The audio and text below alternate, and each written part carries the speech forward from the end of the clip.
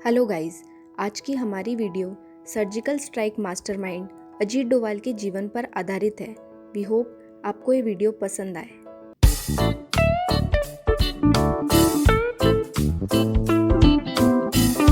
राष्ट्रीय सुरक्षा सलाहकार अजीत डोभाल एक ऐसा नाम है जिनकी चाल से दुश्मन खौफ खाते हैं।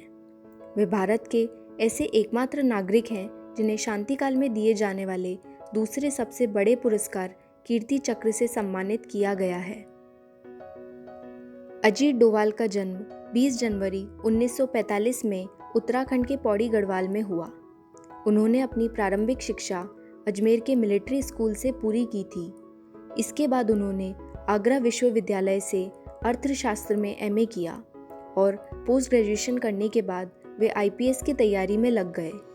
कड़ी मेहनत के बल पर वे केरला कैडर से 1968 में आईपीएस के लिए चुन लिए गए। केरला में अपनी नियुक्ति के 4 साल बाद 1972 में ही इंटेलिजेंस ब्यूरो से जुड़ गए थे। उन्होंने अपना ज़्यादातर समय खुफिया विभाग में जासूसी करके गुजारा है। वह 2005 में इंटेलिजेंस ब्यूरो के डायरेक्टर पोस्ट से रिटायर हुए। उन्होंने अपने पूरे करियर में सिर्फ 7 साल ही पुलिस की वर्दी पहनी है। वह मल्टी एजेंसी सेंटर और जॉइंट इंटेलिजेंस टास्क फोर्स के चीफ भी रह चुके हैं। डोभाल को जासूसी का लगभग 37 साल का अनुभव है। तो आइए जानते हैं अजीत डोभाल के कुछ रोमांचक किस्सों के बारे में। साल 1984 में 3 से 6 जून तक चले ऑपरेशन ब्लू स्टार को देश कैसे भूल सकता है। तब अमृतसर स्थित हरिमंदिर साहिब परिसर पर खालिस्तान समर्थक जनरल सिंह भिंडरावाले और उनके समर्थकों ने कब्जा कर लिया था। इसको मुक्त कराने के लिए एक अभियान चलाया गया जिसे नाम दिया गया ऑपरेशन ब्लू स्टार। भिंडरावाले को पाकिस्तान का समर्थन मिल रहा था। इस ऑपरेशन में अजीत डोभाल ने एक पाकिस्तानी गुप्तचर की भूमिका निभाई और देश की सेना के लिए खुफिया जानकारी जुटाई। इसकी बदौलत सेना का ऑपरेशन आसान हो गया। साल 1988 में अजीत डोभाल ने अमृतसर के स्वर्ण मंदिर से चरमपंथियों को निकालने के लिए ऑपरेशन ब्लैक थंडर का नेतृत्व किया। स्वर्ण मंदिर के पास जहां एक ज़माने में जनरल सिंह भिंडरावाले का बहुत प्रभाव होता था, वहां अमृतसर के लोगों और खालिस्तानी अलगाववादियों ने एक रिक्शे वाले को बहुत तन्मयता से रिक्शा चलाते देखा। वो इस इलाके में नया था, लेकिन फिर भी खालिस्तानियों को उस पर कुछ शक हो चला था। स्वर्ण मंदिर की पवित्र दीवारों के आसपास खुफिया तंत्र के पैथरों और जवाबी पैथरों के बीच उस रिक्शा वाले को खालिस्तानियों को ये विश्वास दिलाने में 10 दिन लग गए कि उसे आईएसआई ने उनकी मदद के लिए भेजा है। ऑपरेशन ब्लैक थंडर से 2 दिन पहले वह रिक्शा वाला स्वर्ण मंदिर के अहाते में घुसा और पृथकतावादियों की असली पोजीशन और संख्या के बारे में महत्वपूर्ण खुफिया जानकारी लेकर बाहर आया। वो रिक्शा वाला कोई और नहीं, भारत सरकार के वर्तमान सुरक्षा सलाहकार अजीत डोभाल थे।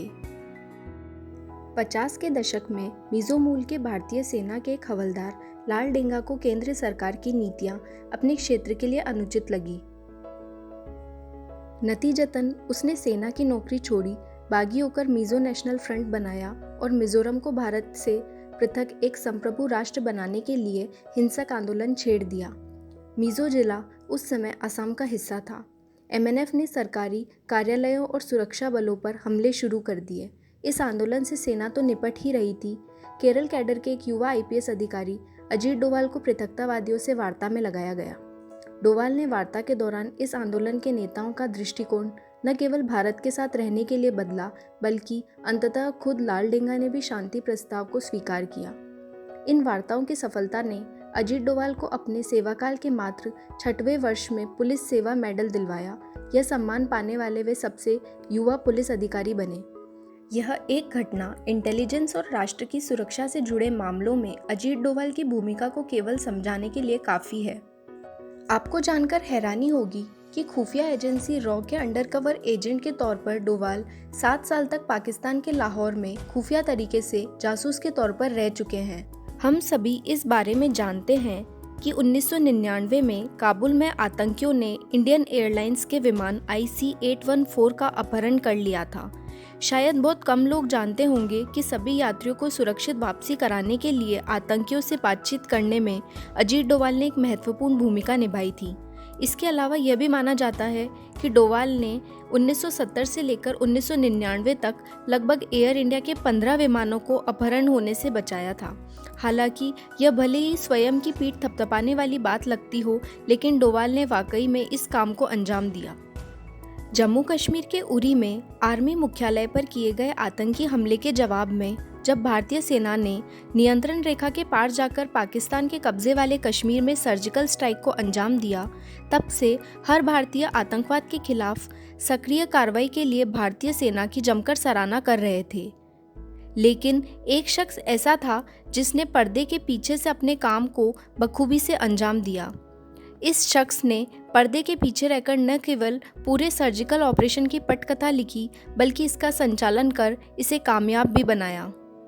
और वो शख्स कोई और नहीं, भारत के शीर्ष जासूस और शीर्ष रणनीतिकार तथा वर्तमान में भारत के राष्ट्रीय सुरक्षा सलाहकार श्री अजीत डोभाल थे।